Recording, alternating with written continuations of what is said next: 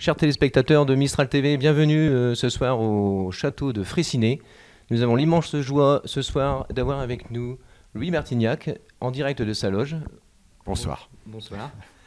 Louis, première question. Ça fait à mon avis très longtemps que vous n'êtes pas monté sur scène, ou très peu. Une semaine. Une semaine, c'était les retrouvailles avec le public. Les retrouvailles. Et enfin, là, c'était un peu spécial. Les gens étaient dans les chaises longues. Ils ont fini par se lever à la fin, mais là, je crois qu'ils vont être debout dès le début. Oui, alors là, ce soir, oui, on attend la foule des grands soirs. À quoi on peut s'attendre pour ce soir sur scène? Eh bien, une catastrophe. Non, en principe, du Bertignac, du téléphone, quelques reprises, et voilà, quoi, un trio. Il y a une guitare, basse, batterie, c'est tout. Donc en principe ça fait du bruit, cette formule.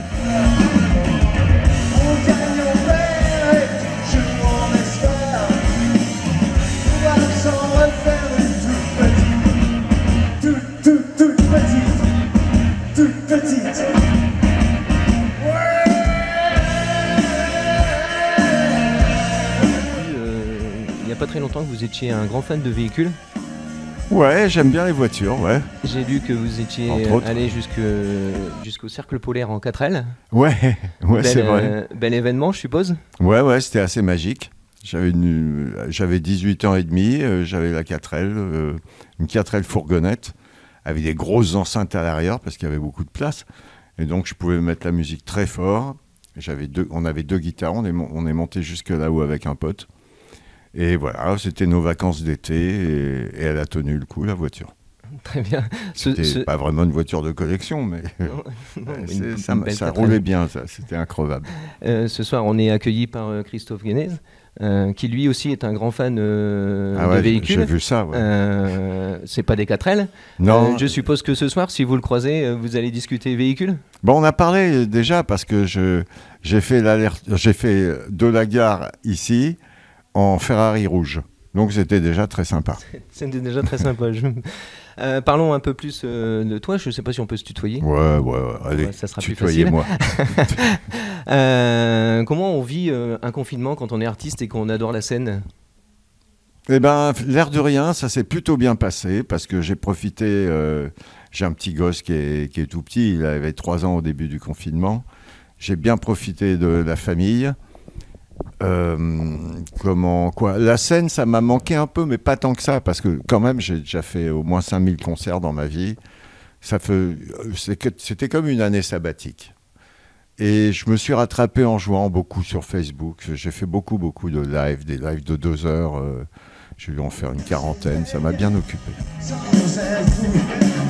T'as fait toutes les guerres.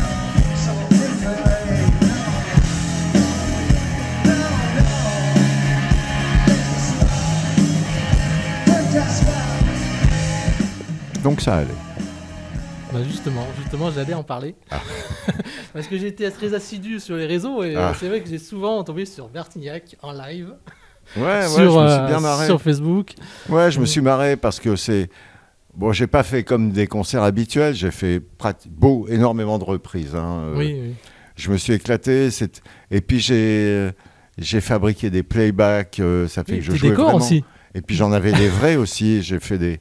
je vivais des moments extraordinaires. Je vivais mon rêve de 15 ans. C'est-à-dire que je jouais avec les Rolling Stones, je jouais avec les Who, je jouais avec les Beatles, avec le groupe de Hendrix, parce que pas lui, j'enlevais la guitare et la voix, et je les remplaçais, ces gens-là, les guitaristes. Et les chanteurs, je m'éclatais vraiment. Et je rêvais de jouer avec ces gens-là. Et en fait, je jouais avec ces gens-là devant un public qui était à distance, mais c'était assez magique. Donc finalement, un bon moment, finalement, ce confinement. J'ai adoré ce confinement. C'est un peu dur à dire pour ceux qui ont vraiment souffert, mais moi, j'ai beaucoup aimé. Vous en avez profité pour écrire des chansons? Ouais, j'ai fini un album. Ouais. Et ça sort quand, ça? Je sais pas, c'est la grande hésitation. Moi, j'aimerais bien... Il est prêt, alors j'aimerais bien le sortir en septembre. Et il y a beaucoup de gens de maisons de disques qui me disent non, en septembre, tout le monde va sortir, donc attends jusqu'à janvier. Moi, je crois que je ne peux pas attendre jusqu'à janvier parce qu'il faut qu'il sorte, il est fini. Je ne vais pas revenir sans arrêt dessus et je ne peux pas le laisser dans un tiroir en attendant janvier. Donc je vais essayer de le sortir en septembre-octobre. Ouais. Du coup, on peut peut-être avoir un petit exclu, un titre. Bah oui, il y en a une. On en fait qu'un, mais si on n'a pas eu le temps de répéter les autres, mais il va être sympa à jouer cet album sur scène. Mais bon, pour l'instant, on va en faire qu'un. Et j'ai beaucoup de mal avec les textes. Hein. J'ai beaucoup de mal à m'en souvenir des nouveaux textes. C'est pas la même chose d'être dans le studio en train de chanter. L'air de rien, je connais, tout va bien. Et quand je me retrouve sur scène, tout est différent. J'oublie les textes. Mais bon, on ne sait jamais. Hein. Peut-être qu'il n'y aura pas d'erreur. Peut-être on verra. C'est un peu l'inconnu. Du coup, tu es le guitariste indissociable du groupe Téléphone. Comment on passe d'un tel groupe à une carrière solo ? Au début, c'était un peu délicat parce que justement, la carrière solo, j'étais chanteur. Alors que dans Téléphone, je chantais un ou deux morceaux. Et c'était assez pépère. Je faisais des chœurs tout le temps et je m'occupais de la voix de Jean-Louis tout le temps. Mais c'est pas moi qui chantais la plupart des morceaux. Là, après, il a fallu juste être devant les gens, gérer un peu le truc. Et chanter. Donc ça, c'était un peu délicat, mais il y a des trucs qui m'ont aidé parce que l'air de rien, c'était marrant parce que dans Téléphone, j'étais le guitariste avant tout. Et j'étais un peu crispé, comme j'étais le guitariste, j'étais un peu crispé sur la guitare. Dès le jour où je suis devenu le chanteur, la guitare... Ça a été mieux avec la guitare. Et ouais, tout le monde disait « Ah, tu joues vachement bien !» Ah bon, on ne me disait pas ça à l'époque de Téléphone. Bon, d'accord. Peut-être j'étais plus détendu à la guitare, après. Et sinon, moi, non. Ça n'a pas pris de... Il y a eu cette histoire d'attitude, comment je vais être en tant que leader devant des gens. Je me suis posé pas mal de questions assez longtemps, parce que j'avais joué avec Jean-Louis, j'avais joué avec Higelin un bon moment. Je connaissais Jagger, je connaissais tous ces groupes que j'aimais.